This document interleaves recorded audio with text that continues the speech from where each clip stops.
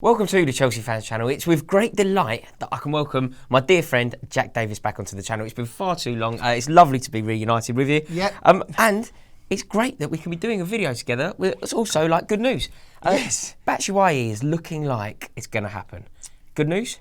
Good news, I think. I was out in France a few days ago. I was there for the Hungary-Belgium game. Great game. Hazard played fantastically. Hope that's a sign of things to come for next season. And got to see Batshuayi. Am I saying that right? Perfect. Batshuayi. Perfect. Natural. Got to see him for the first time, and I think we might be onto something here. He scored, didn't he?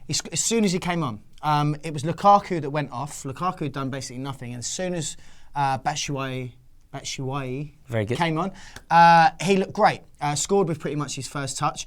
However, after looking at the replays of it, it does look a little bit like he kind of sliced it. Yeah. But they all count. If you don't hit them, they don't go in. They all count. So first impressions were not bad. However, has he got a touch of the Kalu's about him or a touch of the Quadrados? Time will tell. Well, let's find out. We'll do a bit of player analysis, shall we? Well, Raw, I mean, he knows where the goal is, this kid. He scored, I think it was 39 goals in 97 games when he was at Standard Liège, starting his career. And then about 2 years ago, he signed for Marseille. And since then, he's sort of consistently been finding the net. I think he bagged 17 goals last season. So, in Ligue 1, that's not too bad. So I think we could be onto a bit of a rough diamond here. Yeah, I think that sounds like, he certainly knows where the net is, doesn't he? That's the important thing. That's what you want from a striker. He's got what I consider to be the perfect style to play in the Premier League. You know, that sort of solid centre forward, excellent with his back to goal. He's so strong. He's got such good very quick, but such good upper body strength for somebody so young. That's only going to progress. Yeah. And we've seen the development over the years of somebody like Didier Drogba. When Drogba came, he was also a rough diamond who was sculpted to be the perfect archetypal centre forward by Jose Mourinho. I think that under Conte, this could be another similar matchup. Somebody who's so raw, so strong. My only query with him will be, I think a man of his stature, a man of his frame, is perhaps more naturally suited to leading the line on his own. Yeah, I think Conte prefers two. Yeah, I think he does prefer two, doesn't he? Yeah. And playing like, 3-5-2? Which could go either way. They kind of have five at the back. Yeah. I think we've brought him with the intention of him kind of eventually taking over as our lead striker. Becoming Diego Costa's predecessor. Successor. But yeah, I think he's only 22. So he's got to learn his trade a bit like that. And the thought of those two up front together, if Conte thinks that he can make this work, the thought of Diego Costa up front with Batshuayi, that is lethal. But I'll tell you what could be interesting between those two, because he's meant to be a bit of a firecracker as well, this youngster. And one of the criticisms I've been reading about him is, like all good strikers, he can be a right selfish so-and-so. Got no issue with that. I like strikers who shoot. Got no issue with it at all. Me too. Unless your name's Daniel Sturridge, then it just gets on my nerves. Anyway, if you don't shoot, you don't score, though. That's true. But if you're playing up front with Diego and you're constantly not laying it off and passing when someone else, because he's a very selfless striker as well. Is in a better position, he might get a few clips around the back of the ear, but he'll have to learn. It's exciting times nonetheless. For me, it's his pace and the fact that he's goal hungry.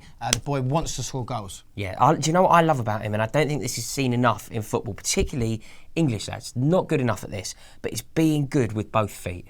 It's so difficult to defend, because if you're a defender, you want to show somebody onto their weaker foot. Show him onto his weaker foot. Yeah. And this guy doesn't have a weaker foot. From what I've seen, he just is lethal with both feet, which really will give defenders a headache. For me, it's his decision making. I think that he sometimes gets into a good position, like a great position, seems to find himself there naturally, which is great because you can't always coach it. No. He finds himself in the correct position, but then doesn't always make the right play. I think sometimes he tries to play someone in when he should shoot. I think sometimes he shoots when he should play someone in. I think he sometimes plays the ball to feet when it should be into the space.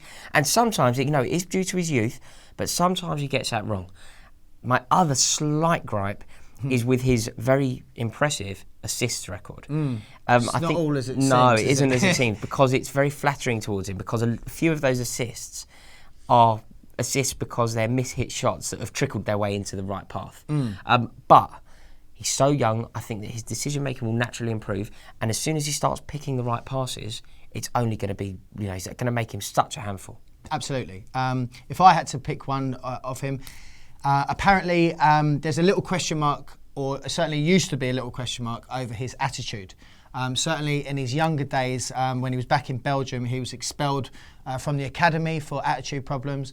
And the lad himself has come out and said, yeah, fair play. When I was a teenager, I was a bit of a tearaway. That changes everything, and they were, but they were well banged to rights to get rid of him. Jack, do you know what the thing is? The fact that he came out and has acknowledged his own poor behaviour in the past, that changes it. Yeah. That changes it for me. You can put your hands up and say, sorry, I'll forgive you. Yes, so do I. In my mind, yes. In this day and age, we're a rich club. We've got a big fat checkbook. Let's get it out. And other players are going for that kind of money as well. It's the going rate, isn't it? 30 million today is yesteryear's 15 mil, isn't it? Yeah, less even. I agree. Because what I think with a player who has this much confidence and this much ability at such a young, ripe age, what you're actually doing is buying the potential. That's it. So when you're paying that sort of money, if he turns into a prolific goal scorer, if he turns into the next Didier Drogba, 32 million is a snip. It's nothing. It's peanuts. So all being well, this could work out bargain. Will he fit in? Yes, he will. He's already got mates in the squad. We've got Courtois, we've got Hazard. We saw how well he linked up with Hazard, in one of the biggest competitions in the world at the Euros last week. And I think the stage is set for him to slot in very nicely into our squad. Yeah, I completely agree. I think under the stewardship of somebody like Antonio Conte, with Conte as his Sherpa guiding him up that hill and all of his raw talent and ability, he's set for the next stage. Conte will keep him in check and make sure that he can be all he can be. Yeah. And I think that this could be another Jose Mourinho taking on a young Didier Drogba. I'm very excited about this. I really, really hope it happens. But what I want from you is, will you let me know, do you think this is a good signing for Chelsea? Comment below, let me know what you think. And if you enjoyed this video, why not click the like button and hit subscribe. Go on, you Blues. Welcome to the Chelsea Fans Channel. We are here in a very tranquil Nice. We're on the beach and England have just been knocked out of the European competition by Iceland.